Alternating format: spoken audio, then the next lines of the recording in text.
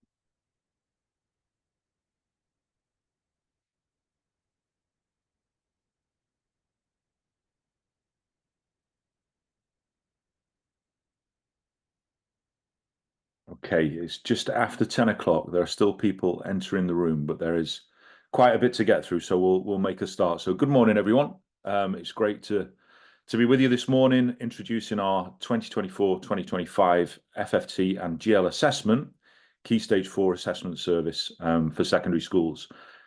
This is around about 3 or 4 years in a row now. I think we've been joined by our friends at GL and worked really closely together and enhanced our services, working closely with our colleagues and friends over at GL Assessment.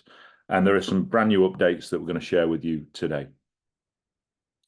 So just before we get into the to the meat of the session, it is being recorded, so you will be able to access this afterwards. And if you want to share it with colleagues, there will be a link to the recording sent to you.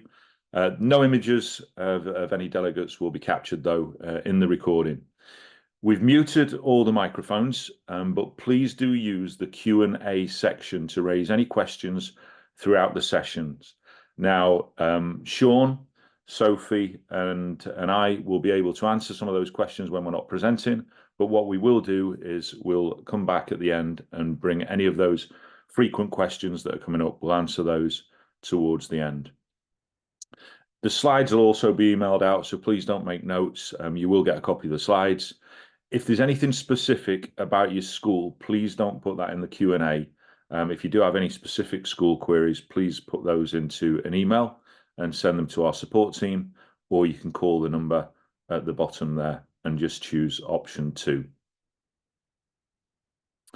Okay, just for the agenda, and previous years, what we've liked to do to sort of open the session is just give you a bit of information about that new year 7 who have just arrived recently in school. I'm sure it feels a long time ago, the start of the term, but we'll give you a bit of information from what we know from our results services for Key Stage 2 in 2024 about the performance of those cohorts. We'll then look at 2025 and 2026 Key Stage 4 progress measures and how we'll be approaching that in the absence of data from the DfE. I want to do a bit of a recap on attendance. We all know how important attendance is and the focus on attendance nationally from the department and from Ofsted and from yourselves and schools, everybody working with schools, the focus on getting pupils into school and reducing the absence rates across the country since the pandemic, and we'll look at how that's impacted attendance. I'm then going to hand over to Sophie from GL, who's going to talk you through getting the most out of your Cat4 tests.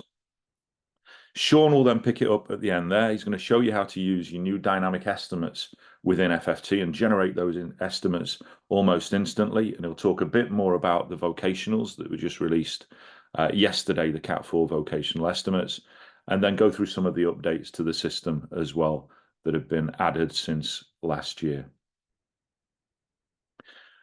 Okay, so just to start, this is looking at 3 years worth of data, but we're looking at 2019 pre-pandemic and then 2023 and 2024, the percentage of pupils reaching the expected standard in reading, writing and maths at Key Stage 2 nationally to start off with. So you can see at the bottom there, we've looked at the national picture and you can see 65% of pupils reached the expected standard in reading, writing and maths in 2019.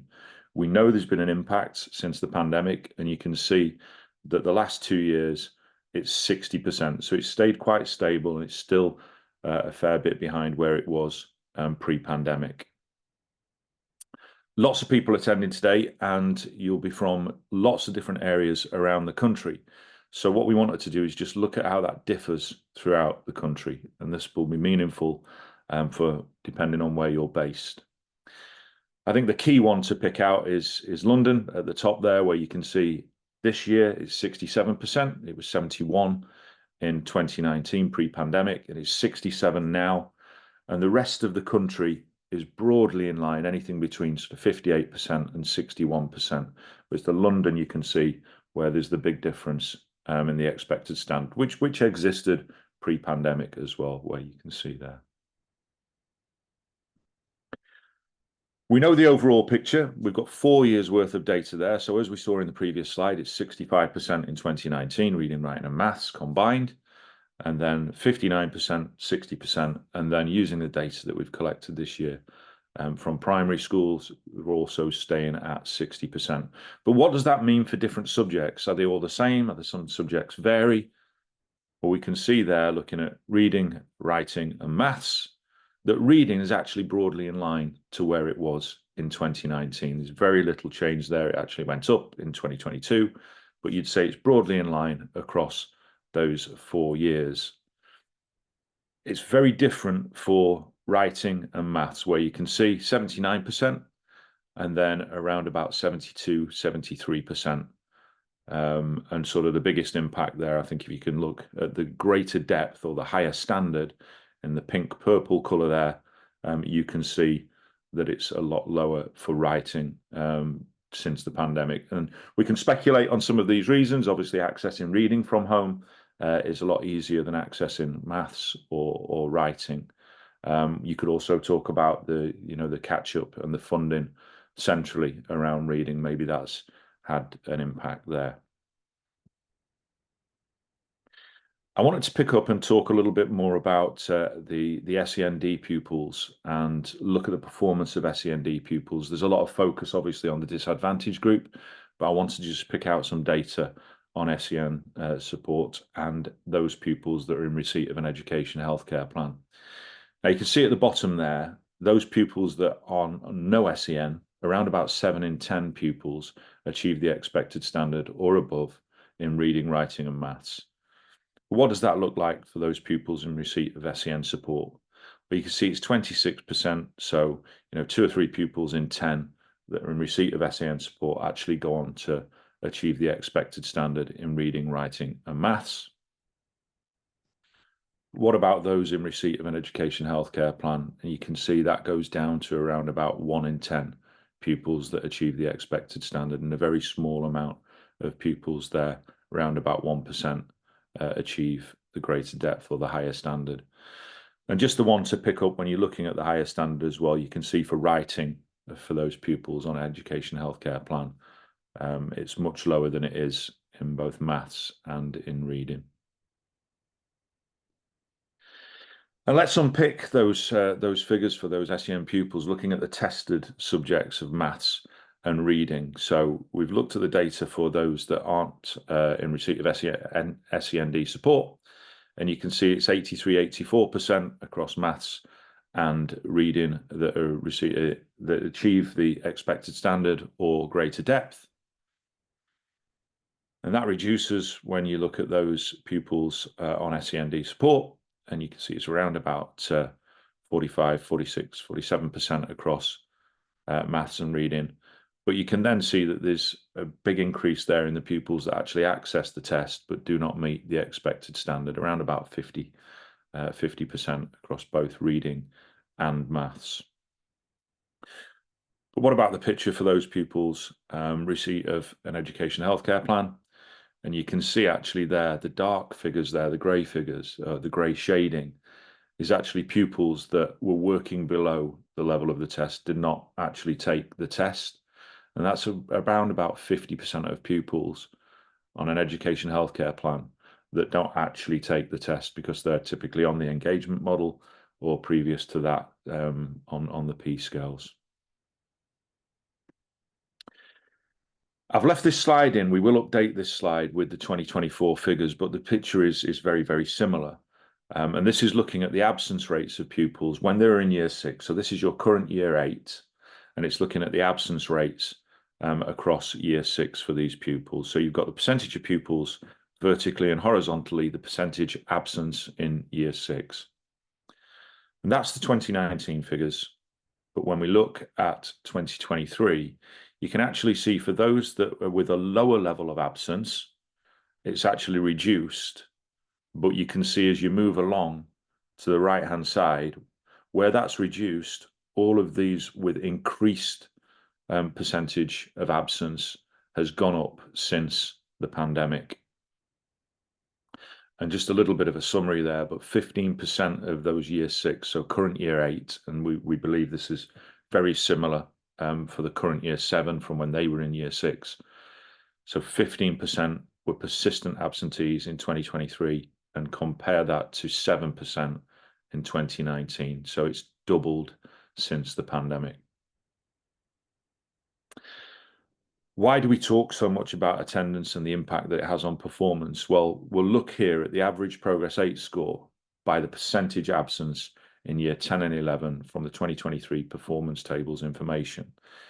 So along the bottom there, you've got the percentage of sessions missed due to absence in year 10 and year 11. And we're going to plot the average Progress 8 score. So for those with less than 1% of absence, you can see the average Progress 8 score is plus 0.68, so over half a grade above. And just to sort of paint the picture, you can see how that changes. The more frequently you're absent, as I'm sure you're all aware, the bigger impact it has on average on your performance at the end of Key Stage 4. And you can pick out the pupils at the bottom there, so those severely absent pupils with 50% or more absence, around about 2.5 grades below where they would be.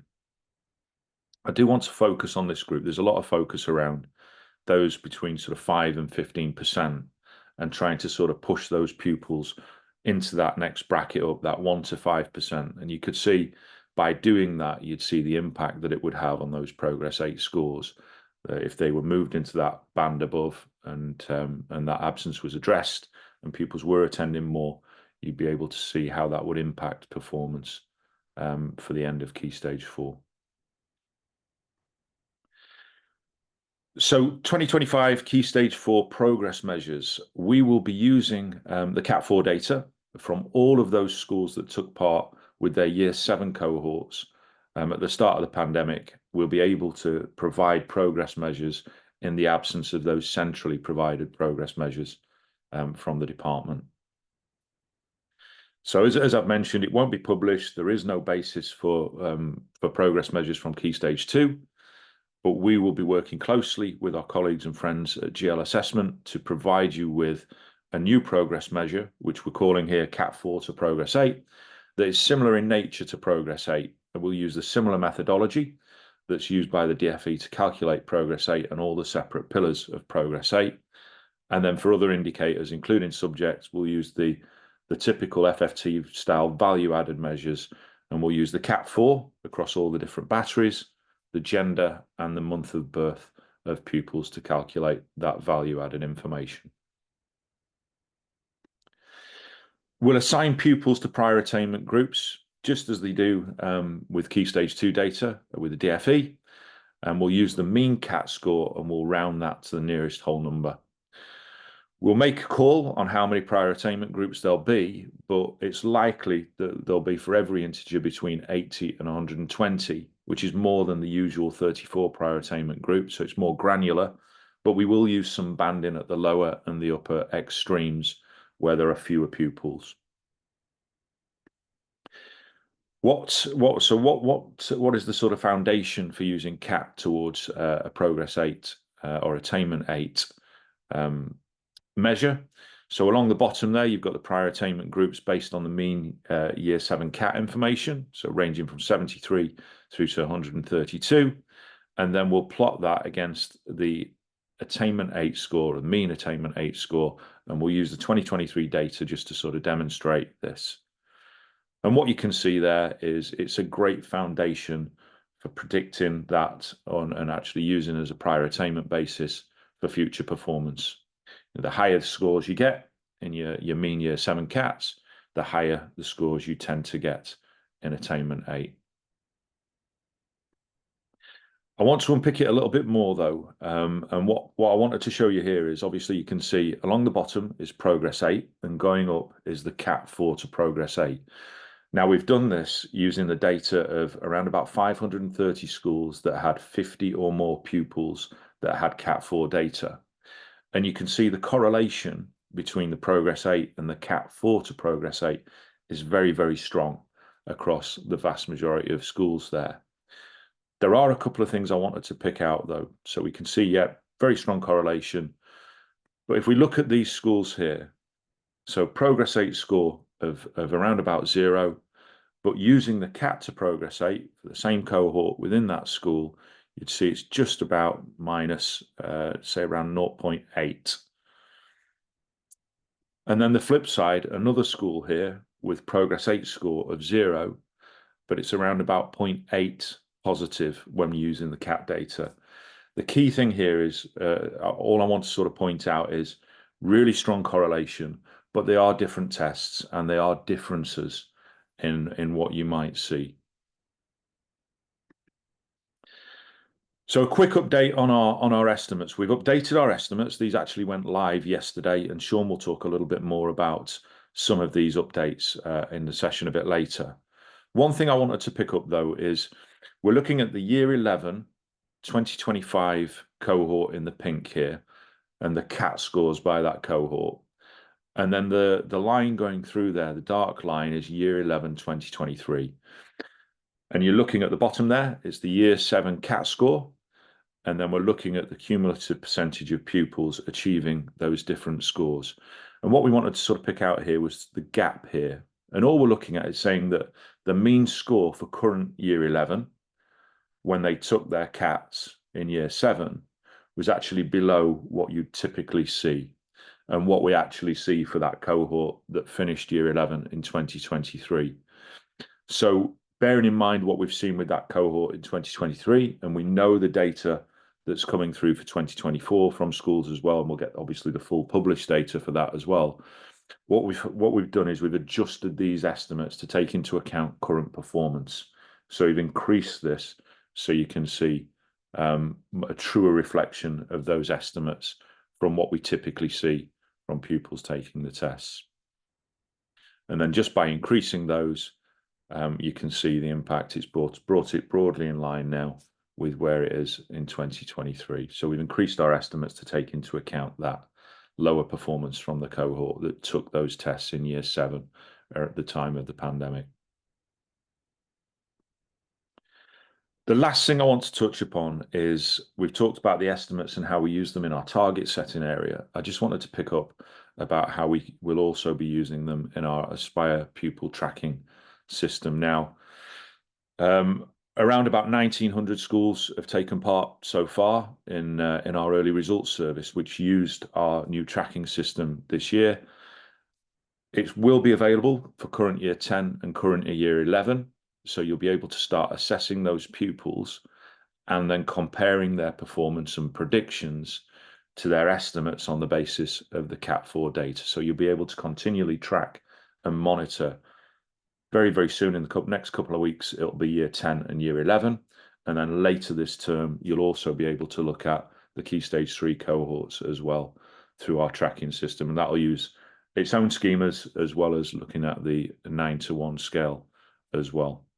If you haven't took part in this and you still want to, there is time. You can just upload your data and get it into the system for the early results. But as I say, you'll be able to look, and in the absence of the Key Stage 2 estimates, you'll be able to compare to the estimates on the basis of the KS4 data across all cohorts. And that's just picking up, obviously, you'll be able to see the difference between the performance that you enter into the system and the estimates. And then you can see there at the bottom, it's just saying that the KS4 estimates aren't yet available. They are coming soon. As I say, over the next couple of weeks, they should be there for years 10 and 11. And then that'll be rolled out as well for years 7, 8, and 9 later this term. And you can look at subject level information as well. So the example here is looking at maths. So if you wanted to look and monitor maths performance over time for current cohorts, you'd be able to track that alongside the estimates as well. We can produce you some national information on the basis of the 2024, which is using 1,825 schools nationally. And we'll update that with the national data when we receive it from the DFE, but you'll be able to monitor that performance and predictions alongside the estimates based on KS4, and you'll be able to look at the different challenge levels of FFT 50, FFT 20, and FFT 5, and then look at the difference between that performance or prediction and the estimates on the basis of KS4. That's everything from me today. I will start looking at the Q&As, and if there's questions coming through, we'll answer those, and we'll pick some of those at the end. But I'm delighted to introduce you to Sophie from GL, who'll talk to you about getting the best out of those KS4 tests. Over to you, Sophie.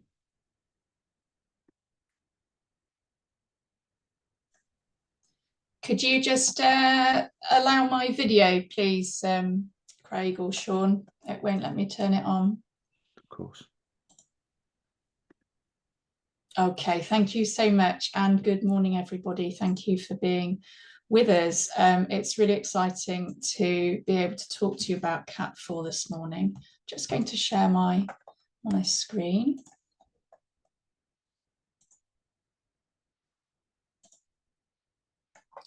Okay, so I'm going to talk to you about how to get the most out of your KS4 data. Many of you obviously are using KS4 and providing that information to FFT to get your estimates. And I wanted to explain to you in a bit more detail. I understand we've got a mix of people who are already using KS4 and quite familiar with it, and a lot of people as well who've not used KS4 before and interested to find out about it. So GL Assessment, for those of you that haven't heard of us, we've been a trusted provider of standardised assessments for over 40 years. And we've worked with a network of experts and research bodies to provide world-leading high-quality assessments and data analytics. We continue to invest in the development of meaningful assessment data to provide teachers with a whole pupil approach to supporting success, and using tests of ability and attainment and barriers to learning. One of our driving values is supporting colleagues to ensure that children thrive and succeed. This ethos is supported by our team of colleagues, which includes former teachers and education leaders, such as myself, with over 140 years of combined experience. Looking at KS4 itself, this is the UK and Ireland's most widely used test of reasoning abilities. It assesses the main types of reasoning ability known to make a difference to learning and achievement. That's verbal, non-verbal, quantitative, and spatial reasoning. KS4 helps to provide a rounded profile of the whole child. For example, a child's verbal skills may be obvious in the classroom, but that's really only part of the story. Looking at data from across the reasoning domains is a first step to identifying and nurturing the student's strengths and in other parts of the wider curriculum, helping you to identify your future scientists and engineers and other areas of excellence. KS4 standardised on almost 25,000 students, and it offers an accurate baseline for your students against national benchmarks and can include optional future performance indicators for national tests and examinations. In addition to the benefits of using KS4 to support indicators of future performance, looking beyond that mean standard age score, the data can also be used as an important first step in identifying strengths and challenges in the classroom, and also potential barriers to learning. By measuring reasoning ability, these are skills which are not related to a school curriculum. KS4 provides an invaluable view of a learner that is not always noticeable in the classroom or through attainment tests. This is particularly meaningful when considered alongside other data. The mean standard age score, or SAS, is a good place to start when looking for general trends across a group or between cohorts over time to understand how you might perhaps need to address an incoming cohort a little differently to the one that went before it. But also to better understand individual learners, we would really encourage colleagues to look beyond that mean SAS. So I'm going to give you a couple of examples. This learner has got an overall mean SAS of 102, which if you look at the guide underneath, that's very much in the average range. So 100 is right in the middle. That's the median of the whole profile. And these three stay nines here, 4, 5, and 6, going from roughly 89 to 111, are very much in the average range. And then you've got above average, very high, below average, and very low. So this learner with their mean SAS of 102 is very much in the average range, and also has the individual standard scores for the 4 areas of reasoning also sit within that average range. Whereas this learner, who does have an average, a mean SAS of 93, which sits within the average range, although somewhat lower than the previous student, they have a verbal standard age score of 84, which is below average. That's sitting here in stay 9.3 in this below average domain.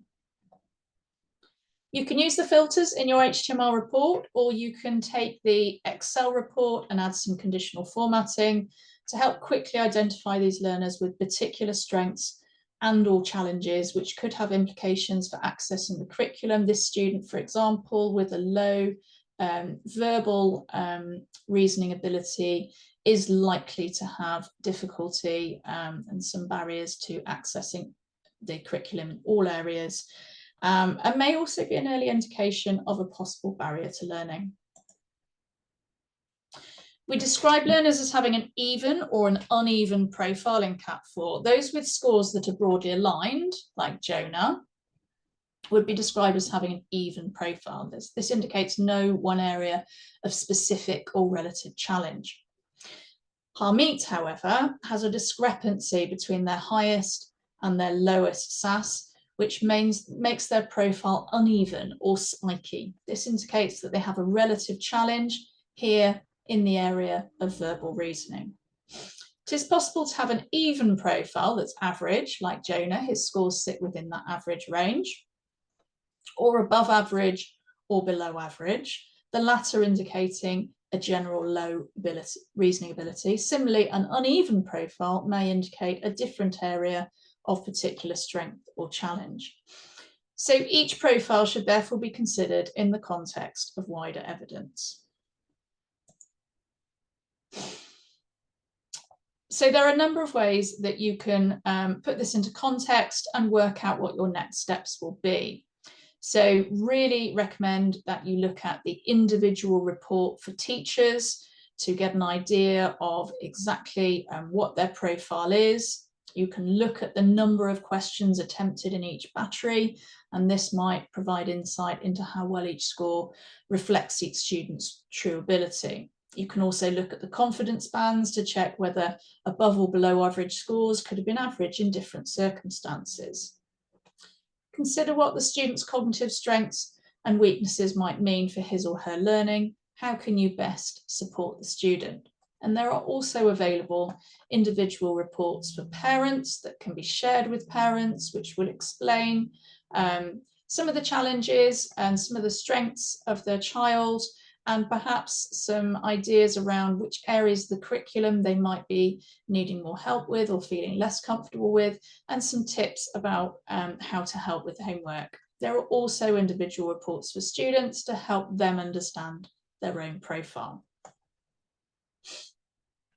It's really important to consider what the student's cognitive strengths and weaknesses mean for their learning, and what support mitigations can you put in place, and the profile summary and the implications for teaching and learning within that individual report for teachers will really help with that. You can also read our KS4 strategies for learning, which is available on our support website, to help develop and implement strategies for learning, and also to remove any currently held educational myths around fixed learning styles. For customers using at least 2 of our assessments, your key results data from CAT4 can be viewed alongside progress test series, NGRT, NGST, pass, and a whole school level, select subgroups, or individual student level. Using these data insights helps you to target individuals and key groups in need of intervention and support teachers in using the data to improve teaching and learning. Staff can feel well supported in evidence-based conversations, which is obviously really key now in modern education, and to have those conversations with parents and use those insights that are easier to contextualize and communicate. Here's a snapshot of that data dashboard, and here you can see the CAT4 data alongside some NGRT, pass, progress test in English, progress test in maths, and progress test in science. You'll find everything in one place and easy to understand, and you can make adjustments by using the filters, or for example, adding in the content breakdown so you can see scores from the 4 different batteries, and you can change the range of the year groups that you're looking at. So it's quite an interesting place to look at how your cohorts stack up against each other in terms of the average reasoning ability. Here, it's really clear to see that my pre-A students which is my year 2 students, sorry, my year 3 students they've got an average score which is interestingly above the other year groups that come before them. And then also looking at the small through school, looking at my 6th formers here, they've got a much lower reasoning profile than the students within the main body of the school. So they're going to need a very different approach to support their teaching and learning. You can also focus in on a particular pupil and go into the whole pupil view. And that's an ideal resource when you've got concerns about what there might be in terms of potential barriers or ways of working that are not really supporting the student's progress. Having a look again at the training and assessment insights part of our support site, there's a section dedicated to training. And here we can see all of the different SEND training as well as the CAT4 training to guide you on the best ways to use your data. It's in here that you'll find the CAT4 learner guide with an accompanying video to clarify the purpose and functionality of the resource. We've touched upon the potential for perhaps a verbal discrepancy or bias, but what about the other discrepant profiles or those with particularly high or low general ability? We've got 8 illustrative examples in the CAT4 learner guide, which helps us to better understand the learner's individual profile of ability, strengths and challenges and how they might best be supported. A great place to further understand some commonalities amongst your learners is to learn a little more about each battery. I'll just wait for that to catch up. So I can go into the information about the spatial battery, and here I can see what the questions will look like, a sense of how this is assessed, and then also to see how this might look in the classroom for a learner that has a relative strength or those that might experience some challenge. We'll be focusing on the profiles themselves, but whether you're a member of the senior or middle leadership team, a teacher or a SENCO, your CAT4 data can add powerful insights regarding personalising learning in your school. So do take a moment to check out our top tips, and that QR code on the bottom right of the slide will take you directly to our CAT4 learner guide. Going to look now at a student in particular. So if we look at Dasani, who's if we compare her verbal and non-verbal scores, so the verbal score here and the non-verbal score here, we can see quite a discrepancy with a lower verbal SAS. You could describe that as a verbal deficit. Although it would be for each school to consider their own threshold for action, we'd anticipate learners with a SAS difference of 10 or more as needing further consideration and possible intervention. It's worth noting that EAL learners would typically be expected to find greater challenge reasoning with words in English, and therefore one of the first questions colleagues should ask themselves of a learner with a discrepant verbal and non-verbal profile is whether EAL could be influencing these results and to what degree. You'll see that each learner has their own story and a series of key considerations that could help you to make some adjustments to personalised learning. Whilst we're here, let's take a moment to think about the value KS4 could add when identifying learners as gifted, which adds another layer of information alongside your analysis of curriculum attainment. Okay, Amy could be a good example. She may even be twice exceptional, gifted with SEND. We can see she has an extreme verbal bias, and we also know that she is a good conceptual thinker, but her written work is out of sync. I've definitely taught a lot of students just like Amy. It might be that she's got difficulties with organisation or self-regulation, but has a vast knowledge about a particular area of interest, of flashes of brilliance in class. Okay. You can explore, please do go in and explore the other profiles that are there and make good use of the guide. So just to finish, I wanted to mention some of the feedback that we've had from some of our schools and trusts who are using both KS4 and the FFT service. And I'll just leave you that quote from the Meridian Academies Trust and hand back to Sean. Thank you, Sophie. Let me just get my screen up to share. So, beginning. Excellent. Thanks, Sophie. Thanks, Craig. Good morning, everybody. Lovely to join you this morning. My name's Sean Green. I'm a product manager at FFT. Delighted to be with you and to talk to you about this service, which, as Craig and Sophie have said, is really going from strength to strength from when it started 4 years ago. It becomes a regular part, I think, of people's data calendar, which is great to see. And great to see so many people with us today. So my section is going to be more about the how-to and what you see. So I'm going to talk about how you would actually enter these assessments and then what you would see as a result of entering the assessments. So some of the key things before we go through the actual detail, this turnaround is virtually instant. Once your data is uploaded, you'll have your estimates within minutes, which is hopefully of real benefit to you and being able to get on with the analysis as soon as you can. As we've said several times, we're delighted that estimates will not just figure for GCSEs, but will also appear for vocational qualifications. That's been a key piece of feedback over recent services, and we're delighted that as of last night, that's something that you'll be able to see within your target setting area. And we've also included attendance alongside estimates. I don't think you need me to tell you how high profile attendance is within schools. Our attendance tracker has around 9,000 schools who are sharing weekly data with us. It's a very popular service. We went out for the first time this year last week, so we were pleased to see so many people accessing our reports, and we're going to use that attendance data not just within this service, but alongside our other applications as well. So we want to use our attendance data to support you with estimates, with target setting, but you'll also start to see it across other applications that the FFT have. So the process as to how to do it, the first thing to stress is that you would need administration permissions to complete this. So it's admin users who would be able to complete this task. So you'd log into Aspire as normal. You will go from the side menu on the left-hand side. There's an administration button.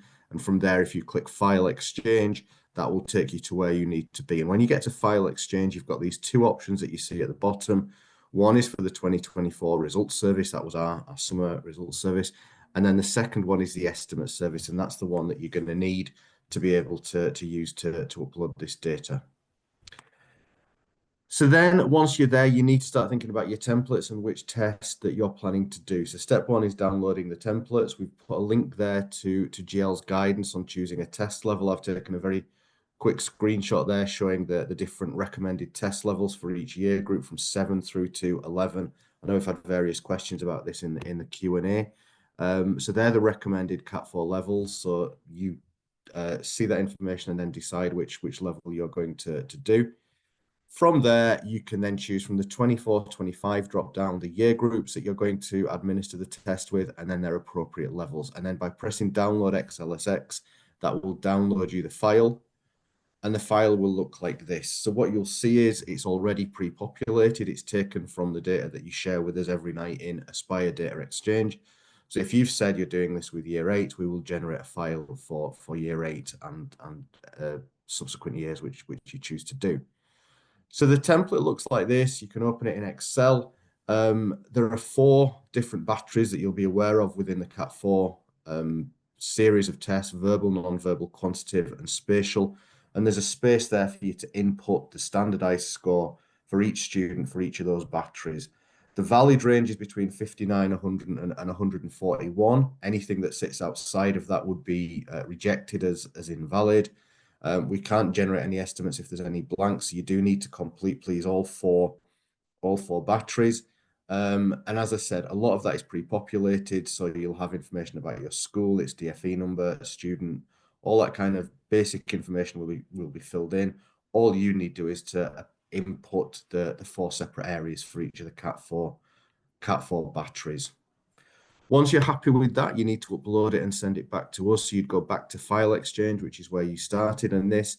So you choose the file. So having downloaded and saved it, you choose the file and then choose Upload and then send it back to us. And again, we do say this every year, but please make sure you're sending us back the completed file and not the blank template that you've downloaded, because we do get quite a few every year. So please make sure you're sending us the completed file. Once that's there, once that's back with us, you will then get a message. And the vast majority of you will see the second upload status option here, which is the green tick saying it's been successful. The other ones, just to sort of pick out the main one, being the upload error, which is the penultimate one there with that looks a bit like a no entry sign. When you see that message saying upload error, it's telling you, as it would seem obvious, that the file contains some errors. We can't use it to generate estimates.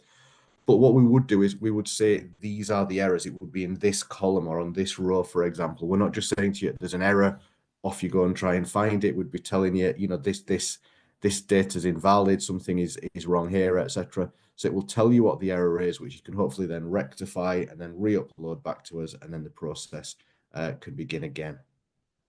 So once we've gone through the successful validation, which will be a fairly quick process, we'll start using that data to generate some Key Stage 4 estimates. It can take a few minutes, but it's a virtually instantaneous turnaround. And once they're ready, you'll get a link through to the target setting module. And we're going to look at the target setting module next, but just, and you'll see this screenshot a few times, but just be aware that when you go through there, the default option for estimates is Key Stage 2, but we also have the Cat4 option. So you're going to want to select the Cat4 option, because it's Cat4 data that you're using to generate these estimates. So make sure that you stress that you're showing the estimates based on Cat4 rather than Key Stage 2. So looking at the estimates then, it will take you through to your Aspire homepage, and target setting is very prominent in there. It's in the top right-hand corner. So you can see their next generation target setting.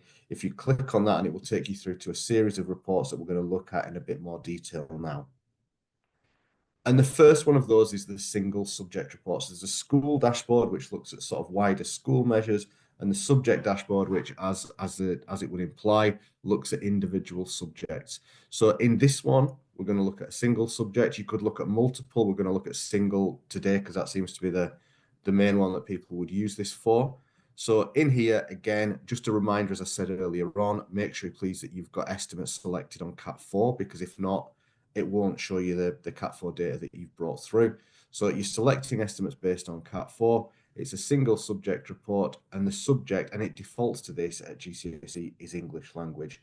There is the full list of GCSE subject options that are there. They're an A to Z drop down next to English language. You can see the drop down arrow there, but it will default to English language, and that becomes your first key report.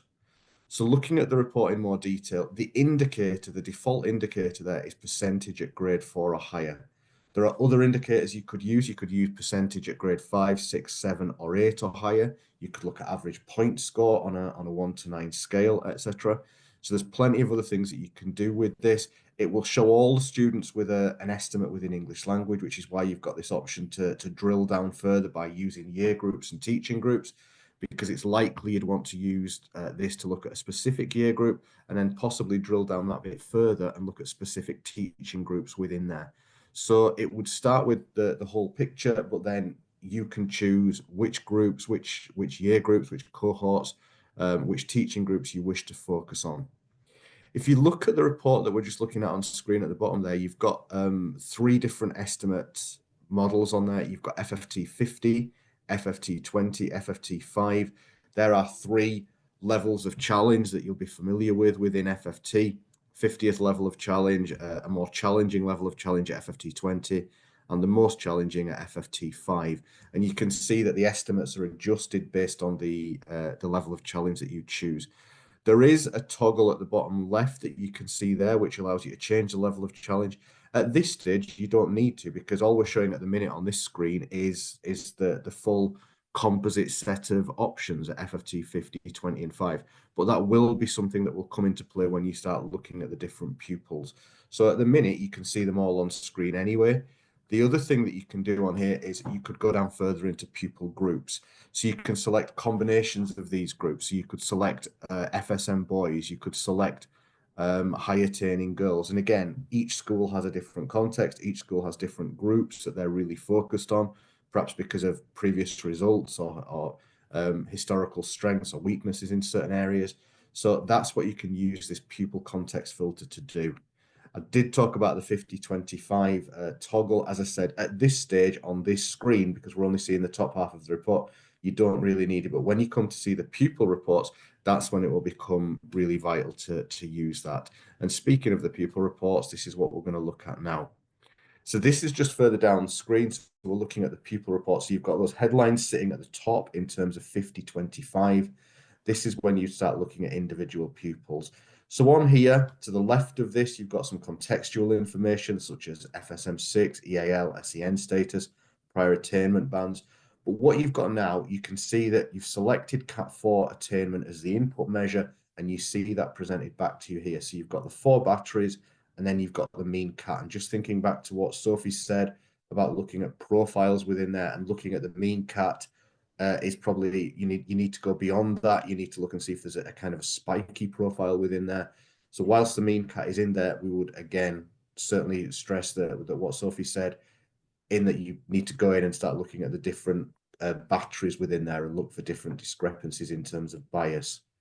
So you've got the Cat4 information there, and then here you have the estimates information. So this is the chance of each grade, and it's a percentage chance of each grade based on similar pupils, as in that level of Cat4 prior attainment.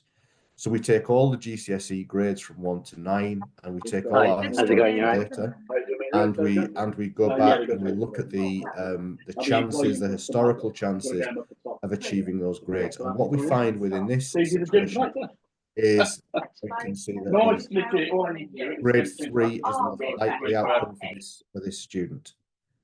So we can see on there that grade 3 is the most likely outcome. You can see the chances of the higher grade. You can see the risk of the lower grade. Again, that's set on a level of challenge of 50. If you were to change that to make it a 20, then the numbers would adjust accordingly. If you were to change it to make it 5, they would adjust further again. But at the minute, this is set on a level of challenge of 50. Again, these are our estimates. We provide the estimates. It's up to the schools with your expert knowledge to supply the targets. There could be some additional really crucial information about this child that we aren't aware of, that we don't receive, that you know, and that could be a reason why you decide, even though they've got an estimate of 3, you're going to put a target in of 6, or you're going to put a target in of 2, because again, that's the knowledge that you hold that we can't access. The other thing just to show you on this report is this column showing attendance.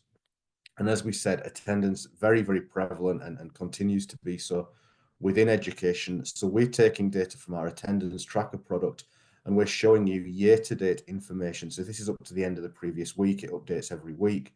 It will show you their current figure. The green and the red to the left of that figure, that will indicate the extent to which that attendance is above or below that specific year group. And it's year group specific, because we know, especially at secondary, there are some quite significant differences from year group to year group. So in this example here, and by the way, this is all made up data just for the purpose of today, but in this example here, this is year 10, and you can see that in relation to year 10, we've got some students who are somewhere below, some students who are quite some way above.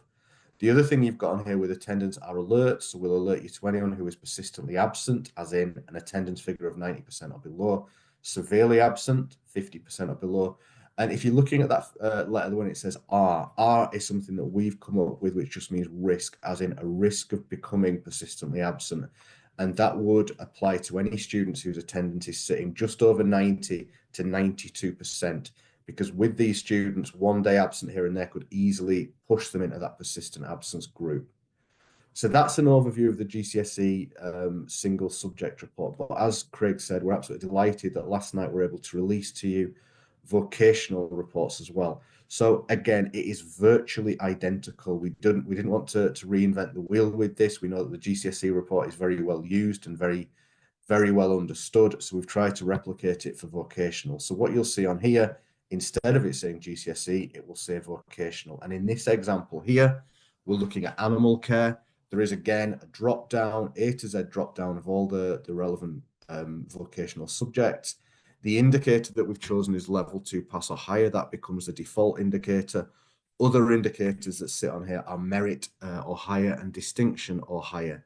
And again, it will show you all the different outcomes at FFT 50, 20, and 5. And toggling between them, that will impact, as we've just seen on the pupil report. Just like in the other reports, again, you can go into year groups, you can go into teaching groups, you can go into different context groups as well, so you can apply those if that's something that you really want to drill into. And the single subject report here, the pupils report looks virtually identical to the report that we've just seen. You have the CAT information, you've got the attendance information, but the chances of each grade, as you'd expect, are slightly different, because instead of this being on a 1 to 9 scale, we're using the different outcomes that apply to vocational subjects.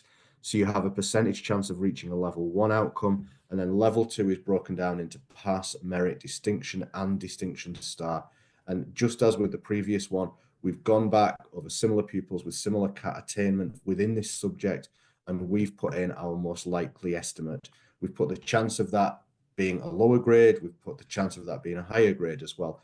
But again, this is up to you as a school to decide which target you're going to apply. But we're delighted to be able to share with you these chances information and the updated vocational reports on there. The last reports I'm just going to look at briefly are within the school dashboard. So these are now going beyond a pupil measure. These are looking at wider measures. So you can see on here, we've got attainment 8 estimates for an overall attainment 8 grade. And then you've got the different pillars of attainment 8, so English, maths, EBAC, and open. So it will show you on here, again, you've got the 50-25 option, but it will show you on here the different option, the different estimates for the different pillars of attainment 8.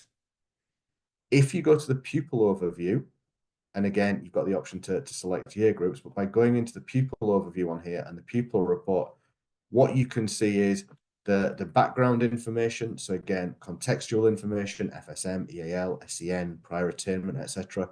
You have the CAT information on there. You'll have attendance information on there.